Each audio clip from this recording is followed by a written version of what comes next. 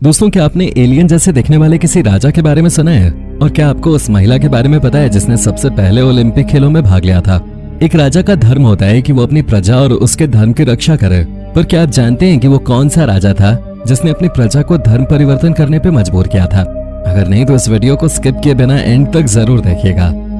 Number 9, alien pharaoh. Egypt में इखनातेन पहला ऐसा शासक आया जिसने पूरे साम्राज्य के लोगों का धर्म परिवर्तन करा दिया था। हालांकि अपने देवता को छोड़ना आसान नहीं है, पर उसने लोगों पर दबाव बनाया और उन्हें मजबूर किया कि वो अपने पूजनीय भगवान को छोड़कर एटेन नाम के देवता को माने। इतना ही नहीं, लगभग 17 साल तक एखनातेन का शासन चला और इस बीच उसने अमून और मुट नाम की देवियों की मूर्तियों को हटाकर सिंडिस्क भगवान की मूर्तियां बनवाई। उसका विवाह रानी नेफरतीति से हुआ, जो उसके साथ शासन करते थे।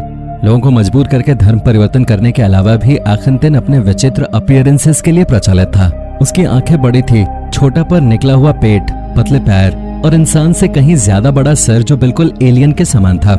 इजिप्टोलॉजिस्ट का मानना था कि ये कोई फिजिकल डिफॉर्मिटी का शिकार था जिसे उसने छुपाया हुआ था।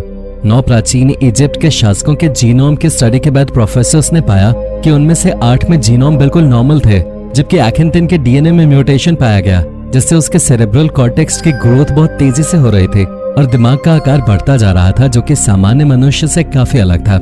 उसका ये अजीब आकार और डीएनए की स्टडी के परिणाम देखकर कुछ लोगों का मानना था कि वो एलियन और इंसान का हाइब्रिड है। Number 8, the Grand Canyon forbidden zone. उत्तर दिशा में मौजूद ये एक पुरानी घाटी है जिसको लेकर कई विवाद सामने आए हैं। करीबन 100 साल पूर्व सन 1909 में एरिजोना के एक अखबार में कुछ ऐसा देखने को मिला जिससे सिर्फ संपूर्ण इजिप्ट ही नहीं बल्कि दुनिया भर के रिसर्चर्स भी असमंजस में रह गए। खबर के मुताबिक आर्कियोलॉजिस्ट द्वारा एक पुरानी घाटी में इजिप्शियन गुफा खोजी गई, जो पूरी तरह से गलत था, क्योंकि ये बात हम सालों से सुनते और पढ़ते आ रहे हैं कि नॉर्थ अमेरिका में कभी भी इजिप्शियन ने कोई भी गुफा नहीं बनाई हुई थी।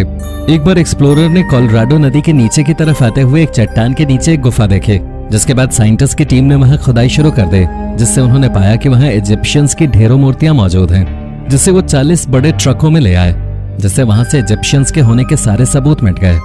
स्मिथसोनियंस का अभी भी यही कहना है कि वहां पर कोई गुफा थी ही नहीं और न ही इजिप्शियंस कभी नॉर्थ अमेरिका आए थे। हालांकि कोई भी नहीं जान पाया है कि उन्होंने ऐसा क्यों किया। माना जाता है कि लगभग सारी कैनियंस का नाम हिंदू धर्म और इजिप्ट के देवताओं के नाम पे रखा हुआ था, पर यह अभी भी कोई नहीं जान पाया है कि किसने इनका नाम रखा होगा। नंबर 7, द कोड ऑफ अर्नेमो। अर्नेमो में मिले कोड्स दुनिया के सबसे पुराने कानूनी कोड्स हैं, जो कि अभी भी मौजूद हैं। ये एंशिएंट समेरियंस द्वारा 3rd सेंचुरी बीसी में क्ले की टैबलेट्स पे लिखे गए थे, जिसे इराक के प्राचीन शहर निप्पोर में 1900 के दौरान खोजा गया था। रिसर्चर्स ने पाया कि कानूनी किताबों को 2 हिस्सों में बांटा गया था, जिसके एक हिस्से में कोड्स की उत्पत्ति का विवरण था, तो दूसरे भाग में 5 मुख्य कानूनी नियमों के बारे में जानकारी दी गई थी। सन 1952 में इन नियमों का अनुवाद सैमुअल क्रेमर द्वारा किया गया, जो कि प्राचीन मेसोपोटामियन संस्कृति के विश्व प्रसिद्ध विशेषज्ञ थे। सन 1965 में भी कई कोड्स को खोजा गया और उनका अनुवाद किया गया। पूरे अनुवाद और खोज के बाद रिसर्चर्स इस नतीजे पे पहुंचे कि समेरियंस द्वारा 40 नियमों का पालन किया जाता था। और एक विचित्र बात सामने आई कि समेरियंस के समय के प्राचीन नियम आज के नियमों से काफी हद तक समान हैं। माना जाता है कि इन कोड्स को राजा अर्नामू या उनके पुत्र के द्वारा लिखा गया होगा। Number 6, Neolithic Egypt. 3100 बीसी में एक महान राजवंश की शुरुआत हुई, जिसे आज हम प्राचीन मिस्र के रूप में जानते हैं। दूसरे शब्दों में कहें तो ये फराओज और पिरामिड्स की शुरुआत थी। लेकिन एक महत्वपूर्ण सवाल यह आता है कि ये रचना किसके द्वारा की गई होगी। विशेषज्ञों के अनुसार मिस्र में पहले फराओं से लगभग 6000 साल पहले नियोलिथिक गतिविधियां चल रही थीं। यह अज्ञात मनुष्यों द्वारा बनाई गई जीवन शैली और तकनीकें थीं, जिसने मिस्र की सभ्यता को एक उन्नत सभ्यता बनाया। पश्चिमी रेगिस्तान में मौजूद 6 ब्यूरियल साइट्स पर रिसर्च के दौरान वैज्ञानिकों के सामने कई समस्याएं आईं, जिनमें से एक महत्वपूर्ण समस्या ये थी कि ये स्थल बहुत समय पूर्व बनाए गए थे, जो कि पूरी तरह से मिट चुके हैं या फिर रेत के नीचे धंस गए हैं। हालांकि वैज्ञानिकों के हाथ कुछ सुराख लगे, जिनमें उन्होंने पाया कि इजिप्शियंस के पहले यहाँ जो भी रहा करते थे वो पालतू जानवरों को पाला करते थे। ये मृतक की लाशों को दफना दिया करते थे। खैर, इन सब के बावजूद भी अभी तक कोई भी ये पता नहीं लगा पाया है कि ये लोग कौन थे और कहां से आए थे। Number 5, chamber of secrets. Bharat के कोलकाता में सन 2010 में आर्कियोलॉजिस्ट की एक टीम काम कर रहे थे, जिसने नेशनल लाइब्रेरी में कोठरी खोजे थे। ये लाइब्रेरी 250 साल पुरानी है, जो कि एक महल के तौर पे 1760 में बनाई गई थी। बाद में सन 1891 में इसे पुस्तकालय के रूप में परिवर्तित कर दिया गया। चेंबर की खोज के बाद इसके उद्देश्य को लेकर कई अनुमान लगाए गए। कुछ लोगों का मानना है कि यह ब्रिटिश लॉर्ड्स द्वारा स्थापित किया गया होगा, जो कि इन्हें लोगों को यातना पहुंचाने के लिए इस्तेमाल में लाते होंगे, या कुछ लोग मानते हैं कि ये खजाना और कीमती मूर्तियों को छुपाने के लिए इस्तेमाल किए जाते होंगे। बहुत से रिसर्च और स्टडीज के बाद रिसर्चर्स इस नतीजे पे पहुंचे कि ये सिर्फ इमारत का हिस्सा है, जो शायद नींव को मजबूत करने के लिए बनाया गया होगा। कुछ अफवाहों के मुताबिक ये पुस्तकालय भूतिया है, जहां प्रेत आत्माएं रहती हैं। कुर्सियां अपने आप हिलती हैं और ये भी माना जाता है कि आप जैसे ही पुस्तक पढ़ने की कोशिश करते हैं, आपको ठंडक का एहसास होता है। Number 4, forbidden worship. सैकड़ों सालों से इजराइल के लोग होली टेम्पल को पूजते आ रहे हैं, जो कि इजराइल की राजधानी जेरूसलम में स्थित है। बाइबल के अनुसार होली टेम्पल वो जगह है जहां भगवान रहा करते थे। हालांकि अब ये होली टेम्पल वहां मौजूद नहीं है। ये मंदिर 587 बीसी में बेबीलोनियंस द्वारा नष्ट कर दिया गया था। टॉम मेयर का कहना है कि होली टेम्पल के समय से ही इजराइल में एक और मंदिर मौजूद है, जो कि नेगेव रेगिस्तान में धंसा हुआ है। माना जाता है कि यह मंदिर लोगों द्वारा नहीं पूजा जाता था, क्योंकि पुराने नियमों के अनुसार यह माना जाता था कि भगवान एक ही मंदिर में रहते हैं। लेकिन आर्कियोलॉजिस्ट द्वारा 1960 में पहली बार इस गुप्त मंदिर को खोजा गया और उन्होंने पाया कि लोग पुराने नियमों का उल्लंघन करके इस मंदिर को भी पूजते थे, और तब तक मंदिर की पूजा होती रही जब तक ये राजा जोसिया के द्वारा नष्ट नहीं कर दिया गया। Number 3, ancient Olympic champion. Spartan की राजकुमारी कुनिस्का एक बहादुर और बहुत प्रचलित राजकुमारी थी, जो कि राजा आर्किडेमस द्वितीय की पुत्री थे।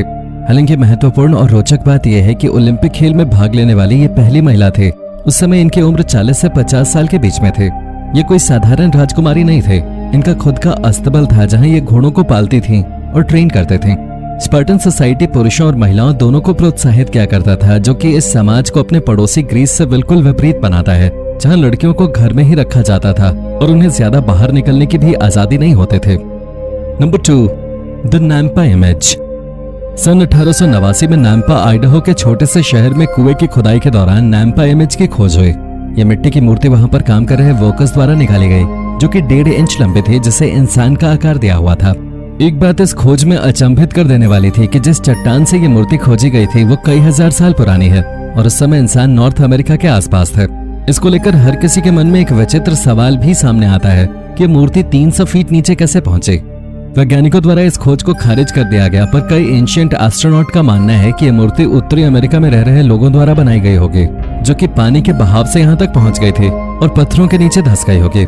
हालांकि वर्तमान समय में यह मूर्ति आइडाहो स्टेट हिस्टोरिकल सोसाइटी में रखी हुई है।